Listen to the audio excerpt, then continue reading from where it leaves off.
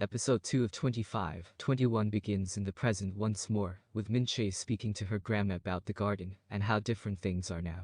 They also touch on the IMF incident and the ensuing gold rush, although she's quick to point out she never sold the gold rings. These rings are significant for Hee-do, and as we cut back in time we continue our story between Hee-do and Yi-jin. Hee-do's first day at school arrives and her mother escorts her in. She's quick to meet the headmaster, Shin Jae-kyung, and soon starts to acclimatize to the co-ed school. Given Hee-do originally started off in an all-girls environment, this is very different for her. One of the first people she meets is Jae-woong, the resident cool kid who wants to use Hee-do to get close to Yurim. As he gushes over how perfect she is, Hee-do can't help but agree. She also meets his diaper buddy Seung-won, who happens to be the class president. She shows Hee-do where all the major places are, but for Yurim, she's overjoyed to get started in the gym and begin fencing.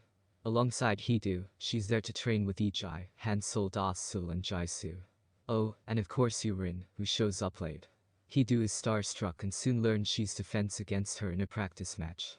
She's given 3 days to train and try to beat Yurim.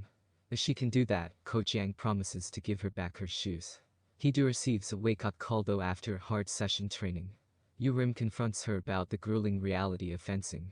No one Coach Yang has taken on has lasted longer than a few months, and she doesn't believe Yurim has the tenacity or the X factor to stick it out. Meanwhile, Yi-jin continues to juggle his family responsibilities with his career. After sending some money across to his aunt, he heads to Yang High School to meet Yurim, apologizing to her for what's happened between them in the past.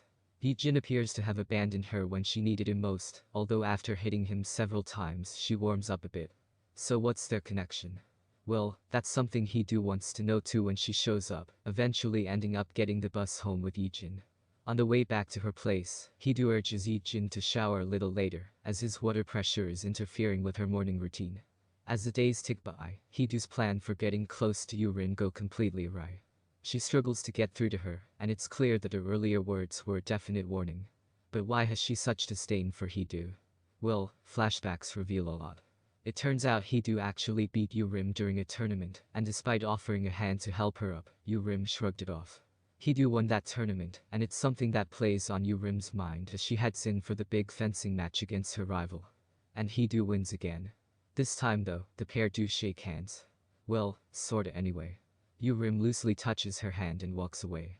The thing is, all of this was just a test to help Yurim to work harder and study her competition, preparing for whatever may be thrown her way. There will be tougher opponents compared to Hee-do. In the locker room, there's a really nice moment between the two girls, with the former pointing out how graceful and adept she is.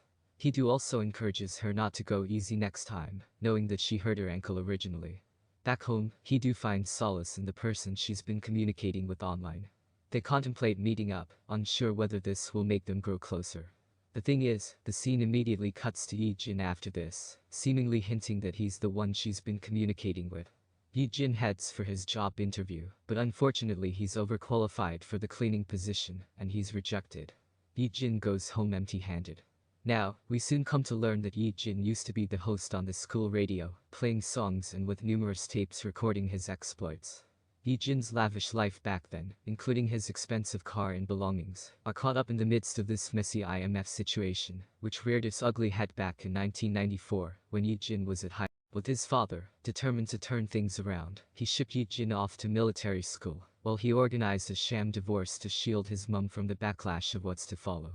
While at the military, Yi-jin's father's company declares bankruptcy, as do many other companies across the country.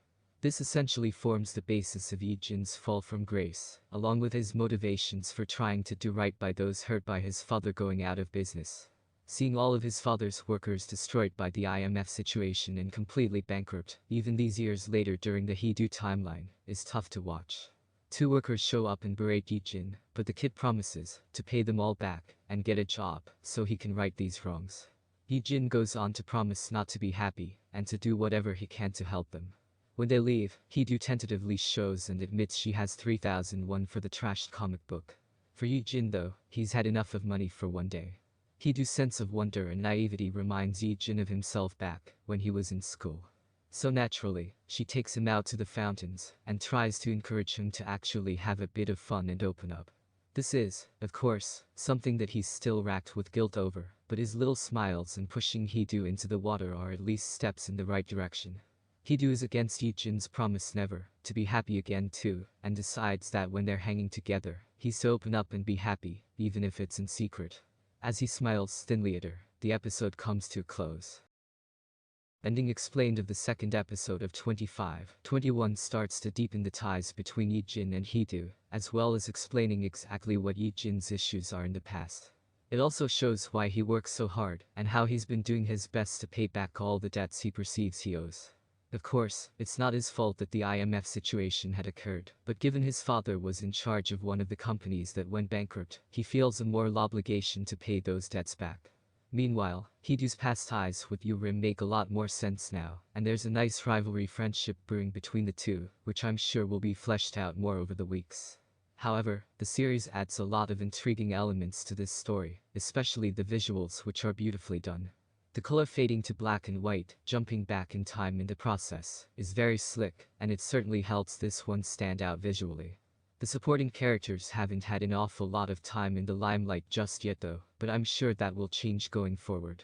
Not only that, the mystery surrounding who Hee-do is communicating with online is likely to keep things very intriguing over the weeks. Who do you think it is? My money's on Yi-jin.